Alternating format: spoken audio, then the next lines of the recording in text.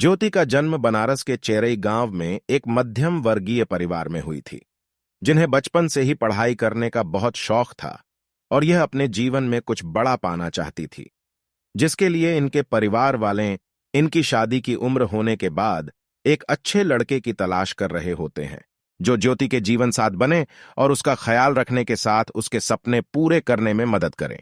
यह कहानी शुरू होती है वर्ष 2009 से। उत्तर प्रदेश के प्रयागराज के एक छोटे से गांव झलवा में जन्म लिए आलोक मौर्य को वर्ष 2009 में उत्तर प्रदेश पंचायती राज विभाग में चतुर्थ श्रेणी के रूप में सफाई कर्मचारी की नौकरी हो जाती है। इधर इनके घर वाले भी अपने बेटे की शादी करने के लिए एक लड़की की तलाश कर रहे होते हैं। इनकी तलाश ज्योति मौर्य पर खत्म होती है।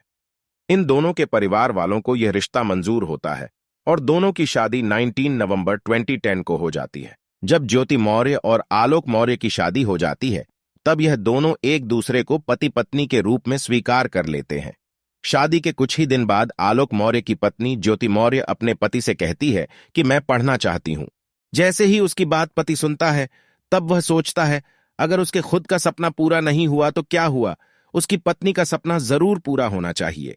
इसी सोच के साथ आलोक ने ज्योति को उत्तर प्रदेश पीसीएस की तैयारी करने के लिए काउंसलिंग कोचिंग प्रयागराज में दाखिला करवा देता है और आलोक अपने पत्नी से बोलते हैं, तुम दिल लगाकर ईमानदारी मेहनत से पढ़ाई करना। इसके अलावा जो भी परेशानी होगी उसकी चिंता नहीं लेना, बाकी हम देख लेंगे, बस आप पढ़ाई करना। ज्योति मौर्य सच में इतना ज्यादा भाग्यशाली थी कि उसे आलोक मौर्य जैसा पति मिल गया। इधर ज्योति ने कई वर्षों तक पीसीएस की तैयारी करने के लिए खूब मेहनत की। पति आलोक, जो प्रतापगढ़ जिले में सफाई कर्मी के रूप में काम करता और वहां से जो पैसे मिलते वह अपने पत्नी के पढ़ाई पर खर्च करता। अगर पैसे कम पड़ जाते तो लोगों से उधार ले लेता, लेकिन अपनी पत्नी के पढ़ाई में पैसों के कारण बाधा नहीं आने दिया। आलोक ने अपनी परेशानी को भूलकर अपनी पत्नी ज्योति को पीसीएस ऑफिसर बनाने के लिए खुद खूब मेहनत की।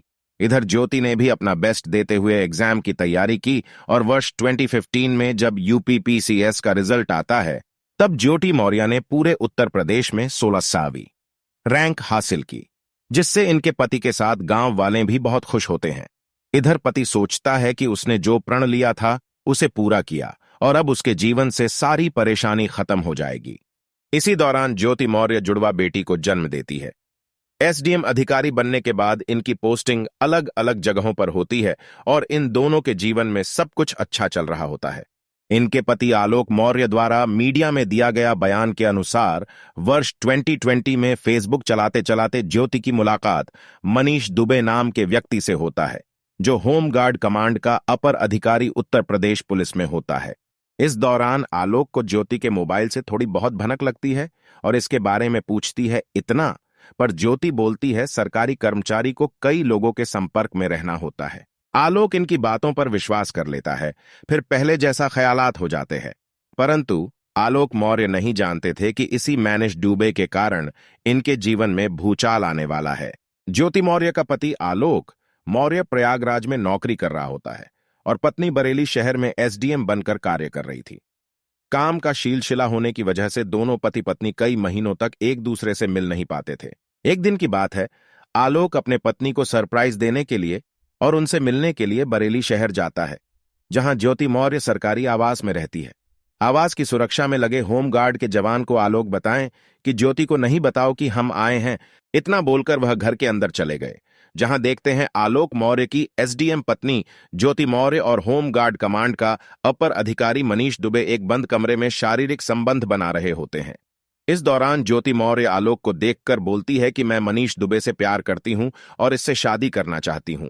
मैं तुम जैसे सफाई कर्मचारी के साथ नहीं रह सकती हूं। मुझे मेरे लेवल का पति चाहिए और मैं मनीष दुबे से शादी करना चाहती हूं और तुमसे तलाक लेना चाहती हूं। इतना सुनने के बाद आलोक मौर्य को समझ नहीं आ रही थी कि वह क्या करें और वह बहुत परेशान हो जाता है और वहां से वापस चला जाता है। इसके बाद एक बार फिर से आलोक ने 22 दिसंबर 2022 को लखनऊ के मैरियर होटल में मनीष दुबे के साथ अपनी एसडीएम पत्नी को शारीरिक संबंध बनाते हुए देखता है। इतना देखने के बाद ही आलोक का दुनिया ही उजड़ जाती है। यह सब घटना के बाद आलोक ने अपने पत्नी ज्योति का व्हाट्सएप व फेसबुक चैट देखता है, जिसे देखकर यह अचंभित हो जाता है। पिछले 2 सालों से इन दोनों के बीच कई बार शारीरिक संबंध बन चुके थे और इस तरह की बात ऑनलाइन हो चुकी है। ज्योति कई मर्दों के साथ शारीरिक संबंध बना चुकी थी और ऑनलाइन बात कर चुकी थी। वह एक सेक्स एडिक्ट हो चुकी थी। इस पूरे चैट को आलोक ने अपने मोबाइल में भेजा और इसका प्रिंट निकाला, जिसे उसने अलग अलग मीडिया हाउस को देता है। इस तरह एसडीएम ज्योति मौर्य चैट वायरल होने लगती है और आलोक द्वारा मीडिया को दिया गया बयान में उसने इस पूरी कहानी को बताया।